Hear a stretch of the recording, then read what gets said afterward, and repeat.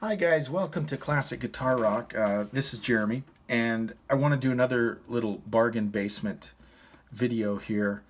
Um, I like Behringer. I know Behringer sometimes gets a bum rap, but man, for the money, they have some good stuff. Here's a used vintage tube overdrive pedal. It was at a local pawn shop. They were asking 18. I offered them 15, and they sold it to me for 15. But let's just talk about this. You can tell from the color what it's modeled after, right? It's modeled after the Tube Screamer. And at the heart of the Tube Screamer, the original TS808 and the TS9, and I'm not an electronics guy by any means, but looking at it, the commonality is that 4558 chip that they used. They used those in the Ibanez or Maxon. They use it in this. And if you look through all of your boutique pedals or any other overdrive pedals, you'll probably see that 4558 chip that is used. And there's other components also, but the point I'm trying to get to is that much of the circuitry in this $15 pedal is the same as what you'd find in a $150, $200, $300 vintage pedal. Am I saying that this is as good as those pedals? Well, there's other things that go into it other than that chip. But from a tone standpoint, man, you're not going to hear a whole lot of difference. Now, the rub against these Behringers is they're plastic. So obviously they're not going to take the beating that a Boss or an old metal housed Ibanez pedal will take. But if you're careful with them, I have several Ibanez or several Behringer products that I've used for years and years without any trouble at all. I think sometimes we let the snobbery come in and we think, oh, well, I can't use a Behringer, I can't use a $15 pedal on my pedal board.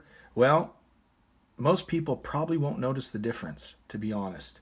And you can buy a heck of a lot of $15 Ibanez or Behringer pedals for the price of one vintage Ibanez or Maxon pedal. So just to throw that out there.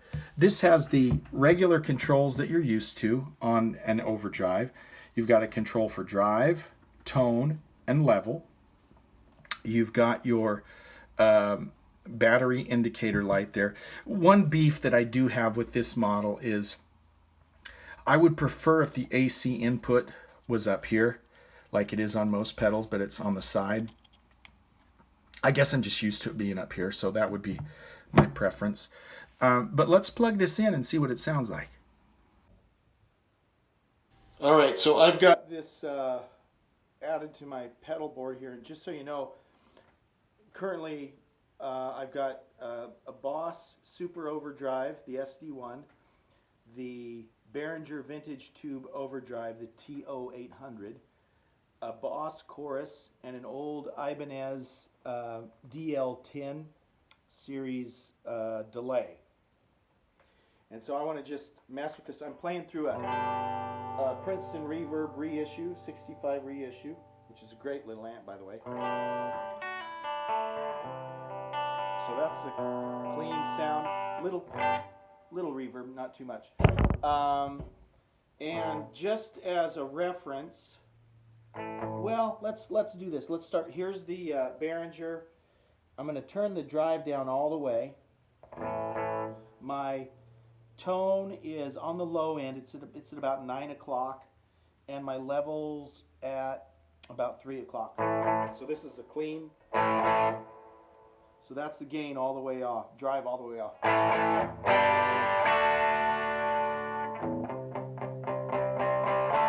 So I like that. It's just slightly, a little bit of hair, but not too much.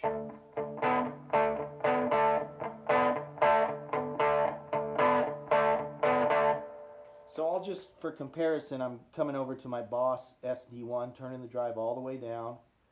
Levels at about the same spot. And the tone is at about the same spot. So again, tone is at about 9 o'clock. The drive all the way down, level about 3 o'clock.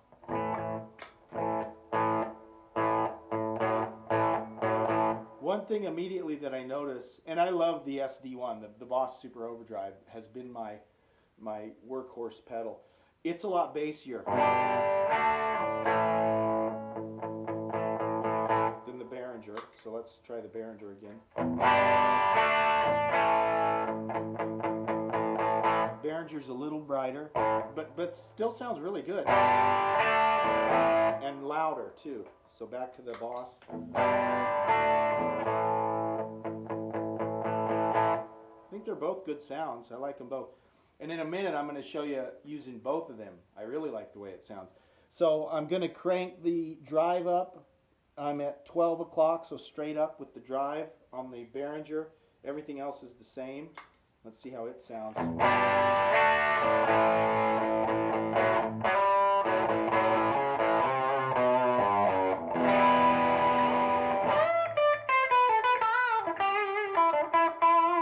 On the lead pickup, rhythm pickup.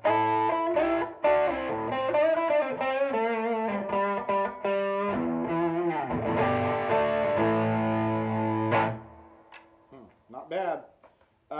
Crank the drive up halfway on the SD1. I'm going to turn the level up just a little on it so it's closer.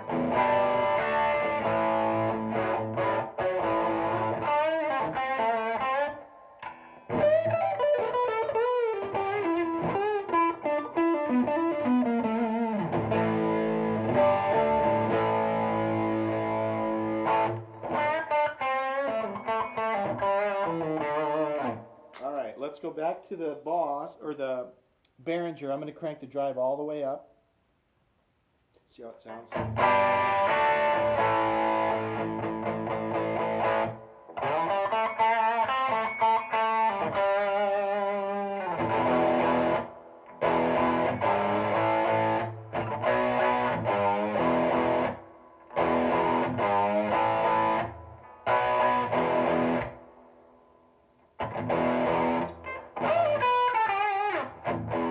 Okay, so let's hear the Boss. Crank the drive all the way up.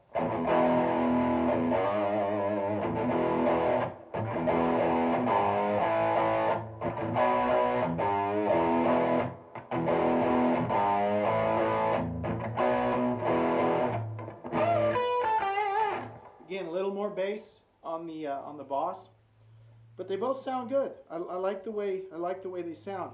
Now, here's what I've been doing, which sounds really cool. I'm using my Boss Overdrive with the drive all the way up, and then I'm going back to my Behringer and setting the drive at about 10 o'clock. So a little drive, but not a whole lot. So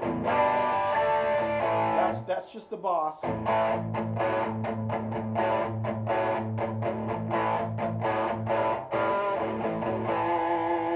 Then when I step on I add the screamer to it, or the, call it a tube screamer. It's a Behringer, the Vintage Tube Overdrive.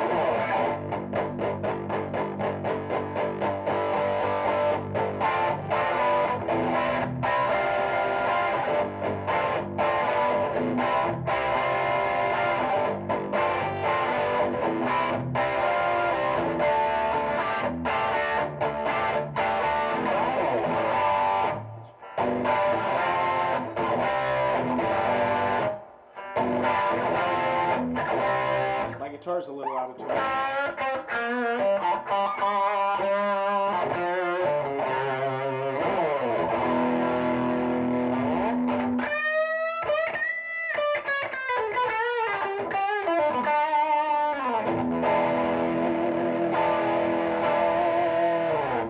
But guys, for a $15 pedal, and I mean you can buy them all day long for $10 to $15 used. Brand new, they're like, I don't know, 25. It's a no-brainer. It's a great little pedal. I just took this out of the pedal board. It's a Sparkle Drive, which is, I don't remember what they were brand new. And it's a good pedal. It's a nice pedal, but you know what? I'm kind of digging this little $15 pedal more than the Sparkle Drive right now. That may change, but I'm going to leave it in my pedal board for a while and see what I think. So don't turn up your nose to these little Behringer pedals because, again, like I said, the circuitry is all basically the same. Yeah, there's going to be some nuances. It's not going to be identical, but it's just a no-brainer. Just for fun, just to annoy my elitist friends, I'm going to put together a complete pedal board of just Behringer stuff. So I'll probably be in the whole pedal board less than $100, you know, for 4 or 5 pedals. And I'll post a video about that. But man, for the money, you just can't beat these guys. So if you don't own the vintage tube Overdrive, go buy one today and have fun with it. Thanks for watching. If you haven't subscribed yet, please do so. Thanks. Bye-bye.